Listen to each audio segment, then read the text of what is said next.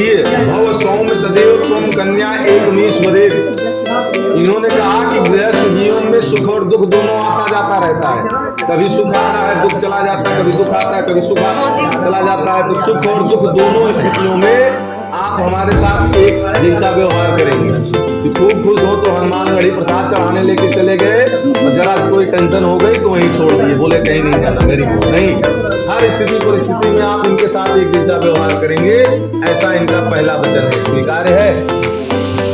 दूसरा, इन्होंने कहा वापी कूप तड़ागान यज्ञ यात्रा महोत्सवान। इन्होंने कहा आज के बाद वापी कूप तड़ागान, आज के बाद जो कोई भी तालाब खुदवावे, कुआं खुदवावे, बगीचा लगवावे, यज्ञ करें, यात्रा करें, महोत्सव करें, तो हमको साथ में लेके करें। तो आप कह सकते हैं कि पंडित जी आज के टाइम पर कौन कुआं खुदवाता है, कौन तालाब खुदवाता है, बाग कौन लगवाता है ना, कह सकते हैं कि पंडित जी कहाँ होता है। तो आज के टाइम पर कोई कुआं नहीं खुदवाता, लेकिन हैंड पंप लगवाता है घर में ना, समरसेबल लगवाता है ना, तो वही कुआं और तालाब हो गया। और बगीचा कोई नहीं लगाता, लेकिन घर में प्लांटेशन करते हैं ना कि गुलाब का फूल, ये केले का पौधा कहाँ रहेगा, ये तमाम तरीके के फूल सब जो है आप अपने छत पर टेरेस पे जहाँ भी लगाते हैं। तो आप भी अगर ऐसा कुछ कर रहे हैं तो साथ में इनको लेकर के करें, इनसे पूछ के करें। फिर दूसरे वचन में इन्होंने कहा आज के बाद अगर अपने घर में कोई महोत्सव कर रहे हैं तो हमसे पूछ के करें। पता लगा 10 लोगों को निमंत्रण दे आए, घर में जो है 10 लोगों को व्यवस्था नहीं है, तब तो कोई महोत्सव करें तो हमसे पूछ के। यज्ञ करें, कोई यज्ञ पूजा पाठ करें तो अकेले ना करें, कैसे करें, हमको साथ में लेकर के करें। और कोई यात्रा करें, बिजनेस वाली यात्रा नहीं जो अपने काम से जा रहे हैं, कोई धार्मिक यात्रा कर रहे हैं तो ये कह रहे हैं कि हमको साथ में लेकर के चलिए धार्मिक यात्रा में। ऐसा ना हो कि वैष्णो देवी अकेले चले जाए मित्रों के साथ, अगर जा रहे हैं तो उनको भी लेके जाइए। तो उन्होंने कहा वापी कूप तड़ागान यज्ञ यात्रा महोत्सवान नाना अरब्य देवजे एकमीश वदेत। इन्होंने कहा इतनी जगह आप हमको साथ में लेकर के चले, अगर हमारे इस वचन को आप मान रहे हैं तब हम आपको अपने बाएं अंग में स्वीकार करेंगे। बताइए स्वीकार है। दूसरा तीसरा उन्होंने कहा व्रत उद्यापान दानान इष्टानाम भव स्वभावजा।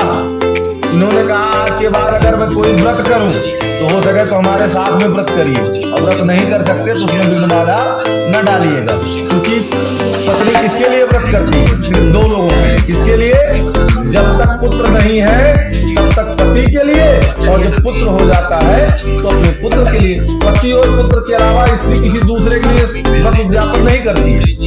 तो ये किसके लिए व्रत करेंगे, आप के लिए। तो वही कह रहे हैं कि अगर आज के बाद कोई व्रत करे तो साथ में व्रत करिए, उद्यापन करें तो साथ में उद्यापन कराइए, दान करें तो साथ में दान करिए।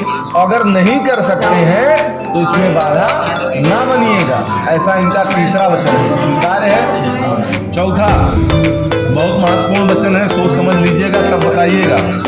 इन्होंने कहा स्वाकर्मणा अर्जितम वित्तम पशुम धनम धान्यम धनागमम सर्वम निवेद्याम त्वाचरित तथा वदे। इन्होंने कहा आज के बाद जो कुछ भी कमा करके लाए सारा का सारा पैसा आप हम ही को देंगे, अपना ATM आप हमें देंगे, पिन नंबर हमें बताएंगे, UPI का पिन नंबर भी आप इनको बताएंगे, कुछ इनको छुपाएंगे नहीं। जो कुछ भी कमा के लाएंगे सब आप इन्हीं को देंगे। बताइए स्वीकार है।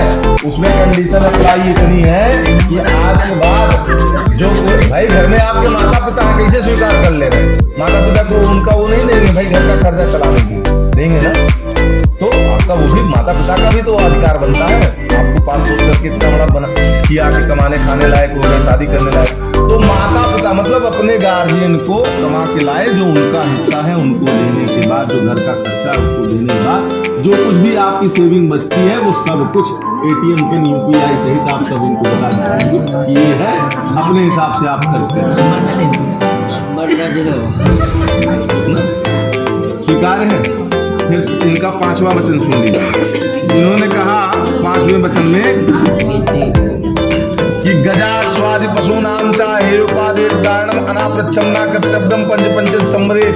इन्होंने कहा आज के बाद जो कोई गज खरीदे, गज माने हाथी, तो कहेंगे हाथी कौन खरीदता है, BMW खरीद, भाई भगवान कृपा करें BMW खरीद लीजिए, आडी खरीद लीजिए, तो वही हाथी हो गई। इन्होंने कहा आज के बाद गज, हाथी अगर कोई खरीदे, अश्व, घोड़ा, घोड़ा कोई नहीं खरीदता, लेकिन KTM, पल्सर, अपाचे आदमी लेता है ना। तो अगर भविष्य में भगवान कृपा करें इस चीज को खरीदने के लिए, तो इनको पूछ करके करें। अर्थात कोई पशु कोई चीज खरीदे या बेचे, ये कह रहे हैं कि अगर भविष्य में कोई चीज आप खरीदें या बेचें तो हमसे पूछ करके। पता लगा, मान लीजिए आपको घर में फ्रिज लाना है 100 लीटर का, जरूरत 100 लीटर की, आप 85 लीटर फ्रिज लेके चले गए तो किसी काम नहीं हो पा रहा है, खरीदने से क्या फायदा। तो इससे अच्छा है कि गृहलक्ष्मी से पूछकर उनको साथ में लेके जाइए, पूछिए कौन सा कलर है, कितनी आवश्यकता है, कोई भी वस्तु। उन्होंने कहा कि आज के बाद अगर कोई आप क्रय विक्रय करे तो हमसे पूछ करके करेंगे। ऐसा इनका 5वां वचन स्वीकार है। छठा वचन में कन्या कहती है कि आज के बाद जो कोई भी वस्त्र आभूषण एक बार आप हमको दे दें, भविष्य में कभी उसको दोबारा वापस मांगने की कोशिश ना करें, चाहे कितना इमरजेंसी आ जाए। जो भी वस्त्र और आभूषण एक बार आप उनको खरीद के ला के दे दिए, तो भविष्य में आप जो है उनको कभी वापस मत मांगिएगा। पता लगा, बहुत अच्छा लगा, डायमंड की रिंग पहनवा दिए, कहीं कोई मान लीजिए बात पड़ी तो आपने कहा नहीं लाइए रिंग लाइए, थोड़ा कुछ काम कर लेंगे इससे। नहीं, एक बार जो वस्त्र और आभूषण आपने इनको दे दिया है उसको भविष्य में कभी वापस मांगने की कोशिश नहीं करेंगे। ऐसा छठा वचन स्वीकार है। हाँ, 7वां वचन क्या है? 7वें वचन में कहती है कि गीत वस्त्रादिकम मांगल्यायाम मधुनाम च ग्रहे सदा अनाहूतम गमस्याम तदा माम प्रतिपालित। इन्होंने कहा मेरे मायके में समय समय पर यज्ञ होगा, महोत्सव होगा, गीत होगा, उत्सव होगा, संगीत होगा, उसमें मैं बिना बुलाए चली जाऊंगी, मैं अपने मायके जाऊंगी ही जाऊंगी। तो अगर मैं जब जाऊं तो मेरे साथ चलिए, अगर नहीं जा रहे हैं तो आप मुझे रोकिएगा मत। अब बताइए, अब इसमें भी कंडीशन अप्लाई है, ये बिना बुलाए अपने मायके केवल 2 बार जा सकती है, एक रक्षाबंधन को और दूसरा भैया दूज। इसके अलावा बिना बुलाए मायके नहीं जा सकती, क्योंकि बिना बुलाए मायके अगर कोई स्त्री जो है जाती है अपने मायके में बिना बुलाए, तो माता सती भी बिना बुलाए दक्ष के यज्ञ में गई थी। क्या उनका हंस हुआ पूरी दुनिया जानती है। तो इसलिए 2 समय के लिए आपको छूट है, वरना इस वचन पे आप एकदम बिल्कुल कह रहे नहीं लखनऊ घूमना नहीं, जब घर से बुलावा आवे मायके से तभी आपको आना है, तभी वो करना है, केवल भैया दूज और रक्षाबंधन को छोड़कर। ये इनका 7वां वचन स्वीकार है।